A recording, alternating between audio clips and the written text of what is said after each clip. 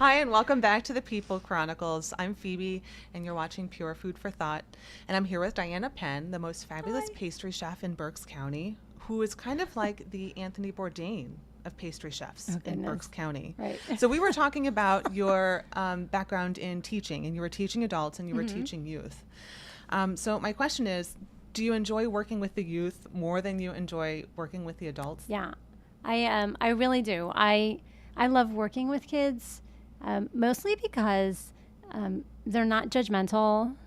Like they're very forgiving. And I have to be honest, adults take themselves so seriously. You know, I'm really, all I want to do is teach pastry. But I realize that through teaching pastry, there's so many other opportunities that, you know, you have to connect with kids. And adults, they're kind of harder to get through to, you know, and some of the kids that I work with have had some tough times. So I teach them to use pastry as like, you know, part of their refuge. So adults are kind of afraid to make mistakes. Yeah. They're afraid to make mistakes. Probably. And when you're younger, that's when you have this sense of confidence, or more often than not, that's why you go skiing when you're younger. And you think twice sky about jumping, it. Yes. sky jumping, right. That's why you right, behave yeah, this way, right? Right. But how do you, when you're working with children and you're teaching them pastry, but you're teaching them life lessons and they don't know it, how do you encourage a child to take risks, or to dig deep, to become vulnerable, or to become brave, to take chances that maybe an adult who's maybe been burned or had some successes? I just make sure that they're safe. And I give them reasons to trust me, I guess, when I look back at it. It's just, you know, I make sure that I set a tone. There's a certain discipline in the class. There's a level playing field. I'm as fair. Like I wish that I had the word fair written across my forehead, because that's how I want to keep my classroom. You know, I don't give any advantage to seniors over freshmen. I just say, you know what, you got to go for it. And that's the way the world is. Right. You know, because when you get out there, nobody gives you advantages. So I'm pretty tough on them.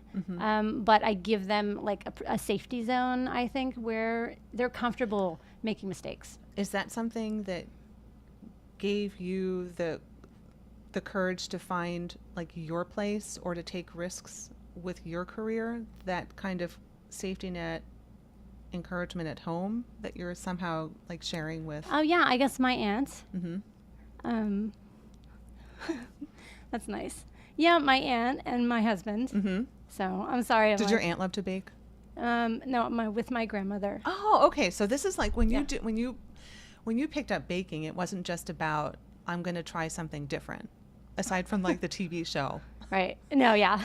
It's almost like a story that you tell with each thing that you produce with your hands, right? It's yeah. I mean, I would make things, and every time I made something, people loved it. So it was pretty successful. Sorry. And yeah, I love baking, and you get the response from people immediately. Right. And you know, that finished product when it's out of the oven and it's perfect, and you can recreate it again and again, you know, and the study of it and the science of it.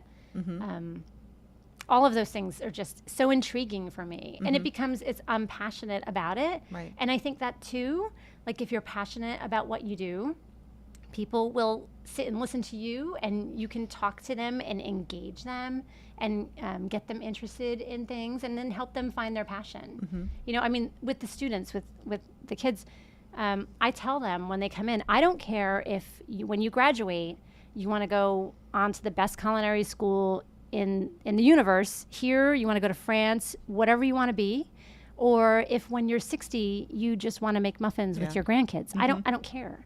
But when you're here, you're going to focus, and you know, we're going to have fun, but you're going to learn, and they get excited. You know, because I'm excited because I could talk about pastry forever. You know, an egg. You know, I could talk for weeks on eggs. So, and there's so much to learn. So there's a great energy, and the kids have that. Now, you told me once before that you were working with some of the students and encouraging them to make applications, to ask for things that sometimes you don't have the courage to ask for. Oh, you have to. I mean, when I went to CIA, I didn't really have a plan. I only had the first semester of tuition paid, and how did you even get there if you didn't have the first you only had the first semester paid? Yeah, that was it. And what got you to pick up the phone to say, "Hey, I am going to send an application in"? Oh, I just knew that it was where I belonged after I went for the tour, and I knew no matter what I had to finish, or I had to go through it. So I thought, well, if I could get in the first semester, then somehow something would work out. And I did everything I could. I looked for scholarships. I worked on the side. I did everything, and we didn't have internet back then. Oh, sorry to say. So can you imagine going through books and libraries and trying to figure out? I wrote every essay. Every Monday morning I knocked on the door at financial aid and asked the ladies if they had anything. And every Friday afternoon I would bring them muffins from my class. I knew everybody's name, and I just made it happen. Like, you have to create, your future. And I knew I belonged there. And I wasn't leaving. I wasn't going to leave until, I got through. So that's what you wanted. Yeah. Like when you left college to studying economics, started working late night shifts in the pastry. Yes. Did you see where you would be now? Like, did you see now? Never. You didn't expect? Never. It was just a small step. It was one of the small steps of many in between. Yeah. Like, when I graduated CIA, I always knew, like, somehow there's something in me that, like, whispers that for some reason I'm going to go back there. Like, now, like, I don't know what it's going to be. Maybe I'll be a guest speaker. Maybe I'll run the baking and pastry department, which would be awesome for me. But I always knew that for some reason I would be back there. I didn't know when and what capacity. But early on, I really never knew. I always felt like that I was a part of a bigger plan, and that I should just be my best. So knowing that there's something more, like having the confidence that there's something bigger rather than settling for just. Oh, yeah. Okay.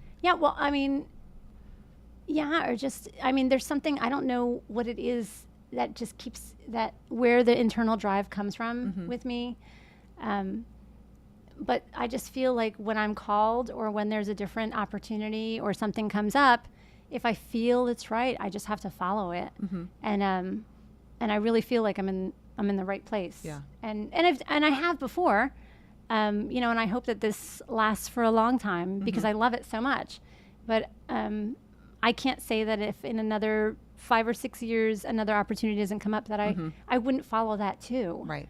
And because that's kind of gotten me where I'm at so far, So I imagine in your classroom that you probably are the person that the students can come to more often than not, to find that that the world is a lot bigger than their back porch. Oh, absolutely. We live stream, like, the World Pastry Cup. They'll come. They'll come. Yeah, there's a World Pastry Cup. I imagine. Of course. Okay. Of course. So, so they'll walk into class, and it's on the big screen, and there's people in France blowing horns, just like when they play soccer and stuff. And they're speaking French, and the kids are walking in, and a lot of kids actually never been out of the kind of Quakertown area, like haven't even been to New York, and they're sitting there listening to these guys from France, and I'm like, yeah, you guys can go there too. Like, I've been to these amazing competitions, and look, that guy's from the United States, and I know him, and he's one of my friends, and I can call him up on the phone, and I can text him while he's making that pastry, So there's really nothing different. You just have to show them that there's nothing different between me and them. I've just iced 2,000 more cakes than you. Right. And the best part for them is they've got me. Right. Because I can say, look, if I can do it, you can do it. Right. So I think what you are to them, and you probably don't know that you are to them, is that you're someone's aunt that gives them, like, just that tiny bit of, like, hope that there's something bigger that if you ask for it or you see it or you know like its potential, like it's something that can happen. Yeah, you have to go for it. Right. You have to, even if there's an inkling, an ounce of a maybe, or even if there's an absolutely not. I'm always asking, why not you? You know, why not you? Like everybody deserves, you know, but you have to believe. So I think we could make like a T-shirt with like all of your great sayings. Why not you? Yeah, why not you? And you can believe, but maybe Disney has that. I don't know. Maybe. Anyway, but I think that you probably, well, I know that you share hope with a lot of people who probably don't see it for themselves. So I think that if I'm getting this right, that what you would want people to learn from your story is it's okay to ask, and there's nothing wrong with dreaming. Yeah, you have to believe that you're bigger than you are. I think it's wonderful. Yeah. I think you're amazing. I like you too. Pretty great. That's so nice. Want to be my girlfriend? No. We'll be friends. Anyway, thanks for coming on. I'm so glad you shared your story. Thanks for asking. Yeah. Okay. And thanks for listening. Please be sure to subscribe to all of the Pure Food for Thought episodes, and I look forward to catching up with you next time. Yeah.